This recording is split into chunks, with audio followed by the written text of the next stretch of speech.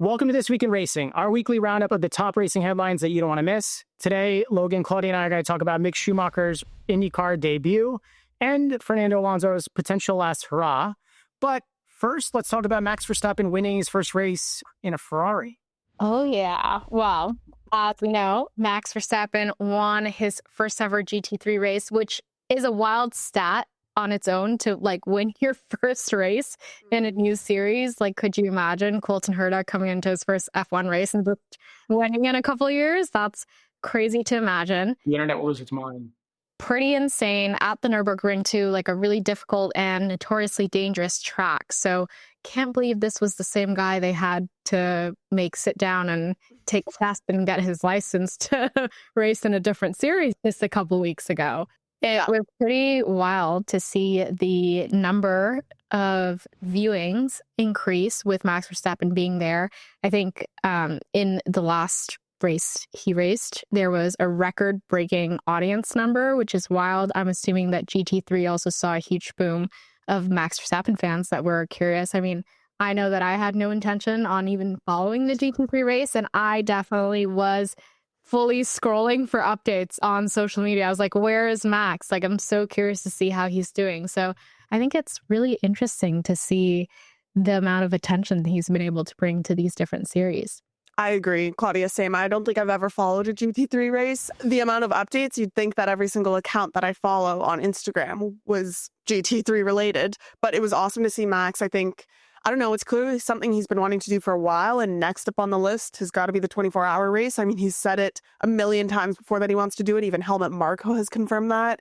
But I agree. I think the viewership and basically him helping other racing fans get into this series is really exciting. But dub it the Max Verstappen effect, because I think something like this, and as you said, Claudia, the viewership numbers are big. This is going to become a theme for this episode, but this crossover appeal and having these big names move into other parts of motorsport, I'm sure a lot of other series are eyeing, how do we get an F1 driver into a race car on our race weekend, even as a one-off? I mean, he was a guest. He didn't get championship points, but he still got to race. I mean, that's pretty fun for everyone involved. Well, we talked about a Red Bull driver, but what does Fernando Alonso think about working with, or maybe the number one Red Bull car designer? The Spaniard was asked about what it's like working with Adrian Newey now that Newey is part of Aston Martin officially, has been working on the 2026 car design since the beginning of this season. And Fernando joked, quote, "There are moments when to be able to understand him, you need to use all of your brain capacity. Even if Adrian only uses 5%, for us, for normal people, we need to use much more." It's great just to see, number one, Fernando, it feels like he's excited about what's to come. The big question, though, is he's mentioned in the press that if the car is working out well, which everyone expects Newey's cars to do, considering how many championships he's won, what will that mean for Fernando's career? Do you think he's going to be out in 2026 if things perform so he can end on a high? Or do you think if he's up and up, he'll still continue to ride it out? I think it is so much easier said than done to end on a high. It's like gambling. You're up a little, you're like, I can keep this going. I can keep doing it. All of a sudden, you're like, what happened to the extra $100 and why am I in debt by $500? So I really cannot see him getting a taste of maybe he gets a podium next season. Maybe there's a couple consistent top 5 finishes or something. You're always going to be thinking that you can do a little bit better. So I don't know. I think he's going to stick it out for a little bit longer. If the car is good next year, I can see him sticking it out a bit longer. Yeah, I think it's difficult to walk away from a high note. So I wouldn't be surprised if he snags a couple podiums and is like, actually, I can win the championship in 2027. So I'm going to stay. I think it's really exciting to see what Adrian Newey's cooking up with that new car. Fernando's obviously excited, but I feel like it can't really get worse for him right now. So only up from here. I would have loved to see his first day at the Aston Martin factory when he walks in and looks at all the files. I was like, what are you guys doing? Yeah. He pulled an all-nighter day one. Do we think if the car is good, Lance or Fernando, who's going to do better? Guys, I fear this shouldn't even be a discussion.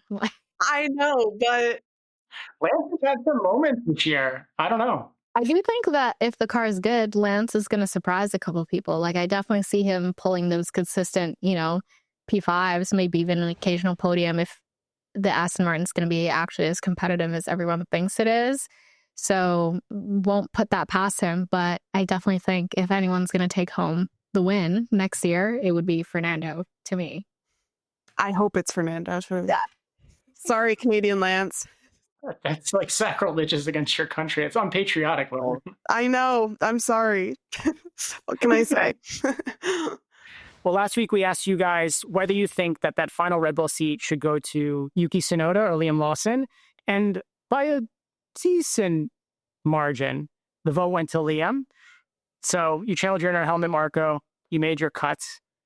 Now we want to know whether you think that Fernando Alonso is going to retire at the end of next year, 2027, or if this man is holding on till the end of time.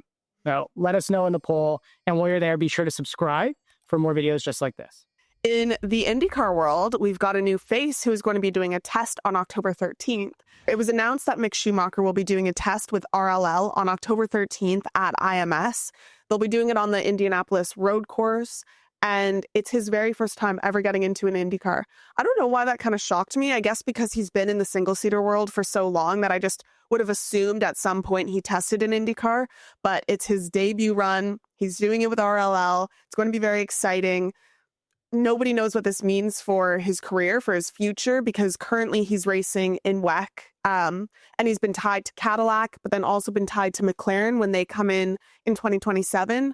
So the IndyCar test kind of felt like it came out of left field. Do you think he's exploring that as an option, or do you think it was just an opportunity he couldn't pass up and he wants to stick with his WEC career plans? I feel like if I was Mick, I'd be taking every test and option that was even remotely possible. So I'm not super surprised that this is something that he looked into.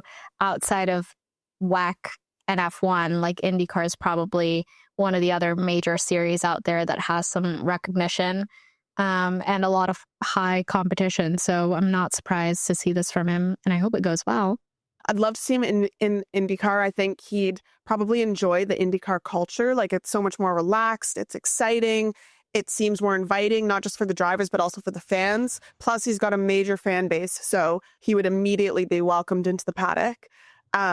Yeah, so I hope that's on his radar. I hope there's an opportunity to see him in a race, even if it's like a one-off, maybe just at the 500 next year. But I thought it was very exciting to see that he's even exploring that option. Yeah, I mean, speaking of crossovers and spillover, like, it'd be awesome to see all of the F1 and even Schumacher era fans tune into IndyCar if he somehow does find himself in a seat or even in a one-off race. Who knows? Only time will tell, but I hope that the test goes well, and I will be keeping a watch for any announcement, including IndyCar and Mick Schumacher. Before we get to our final story, let's run through a couple of headlines that are honorable mentions for this week. First, our hearts go out to Lewis Hamilton, whose bulldog Roscoe passed away over the weekend after catching pneumonia. We hope that Lewis and his family can focus on all the joy and the positivity that he brought fans over the years. So, sorry, Lewis, and R.I.P. Roscoe. Our second honorable mention this week is that Alex Palou and Zach Brown are officially in court. The IndyCar champions' contract dispute is finally underway. McLaren is seeking nearly $20 million in damages to cover the losses the team incurred when Palou was with Chip Ganassi in 2024. And last but not least, Alpine scored its first win in WEC for the year and the first that the team has had since 2022. Huge news for the team, obviously. That's a big accomplishment. But not only that, it was the 100th race for WEC in the modern era of the championship. So congrats to everyone. Big weekend. All right. Before we move on to our final story, make sure that you subscribe and continue to get videos just like this every week.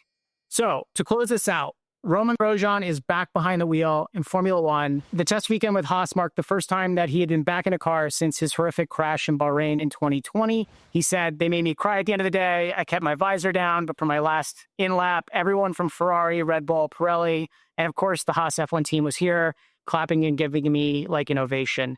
What do you guys think? It's pretty heartfelt, but obviously having someone like this back and the attention on it is also just a fun thing for fans, especially in an off race week. So yeah, what do you guys think? It was really sweet. Like, everyone loved that. I think all fans in F1, and I guess even those that followed him to IndyCar, love to see that. It's always great to see somebody come back from something that was probably really traumatic. Like, if that was me, I would never want to get back into an F1 car, like, ever. So the fact that he did that, I thought was really brave and a good full circle moment to do it, like, very thoughtfully, that it was, you know, the same setup that he was used to, and to have the standing ovation, really, really cute.